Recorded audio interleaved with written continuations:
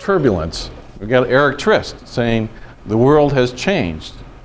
It is turbulent. And then you have Donald Schoen writing the end of the stable state, and several other writers like Toffler. So if you do have turbulence, that is a fundamental change in the environment. You're all systems people. You'd say, therefore, behavior, or I would say these days, cognition should change. There should be some response. And if there is no response, then we could say there's lag. And so we have the concept of cultural lag, and that should be cause of a problem. So we've got the world having changed and people not going along and resisting or thinking differently or thinking in an obsolete fashion. So I just wanted to play with that and saying that sounds like the experience that I have doing work in the government. There's a lot of people running around saying about what must be done, and I don't see it working very well with the experience of what's going on. Perfected your organization, and boom, the environment changes, and suddenly you're brittle.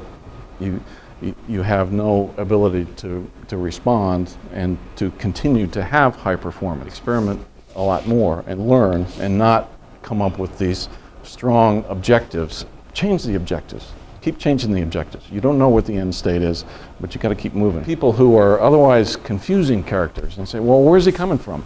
Well, I think they may be demonstrating a kind of thinking that we're not all that familiar with, but is appropriate to the situation. They are dealing with turbulence. A lot of the rest of us who are more happy to have an answer may not be, because we're much more invested in assumptions about stability and how we're going to get things done.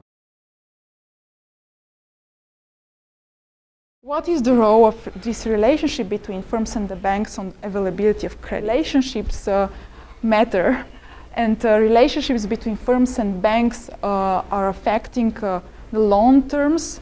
In particular, they affect the interest rates, and also they affect some other non-price conditions like maturity of the loans and covenants. And the idea here is that when a borrower is in a long-term relationship with a bank, in a sense that the borrower is continuing to have resources from the same bank over time, it is beneficial for the borrower in a sense because it is beneficial because the bank is saving costs on collecting information. So we know that every time when a large company goes to the bank exerts an effort and pays costs to collect information about the borrower. So when the borrower is returning, apparently the lender can use this information in such a way to save on the terms of collecting information. So ideally it is expected that the saving in terms of collecting information will be passed on the loan spreads, in a sense that the borrowers that are in a long-lasting relationships usually would receive cheaper financing. In times of crisis, it's expected that borrowers that are in long-lasting relationship actually would have a guaranteed access to credit. So in a sense, exactly, we are in a times of crisis, and the firms would expect that if they stayed with a bank A in relationship, this bank will not cut lending in times of crisis. So we saw that during the crisis there was a huge decrease in credit, and it's interesting to understand how loans are responsible, or how loans can explain part of, how relationships, can explain part of this drop in credit. The cause would be that this bank may be hit by a liquidity shock, as we observed in the economy in the last 3 years, and then this bank simply may not be financially viable to provide credit to the bank. So in this sense, it may be actually more beneficial to keep relationship with many banks, and in such a way, if one bank suffers a liquidity shock, the idea would be that another banks would suffer to a much smaller extent, and this will again preserve the credit for the company. For the public firms is that actually it's more important for public firms to stay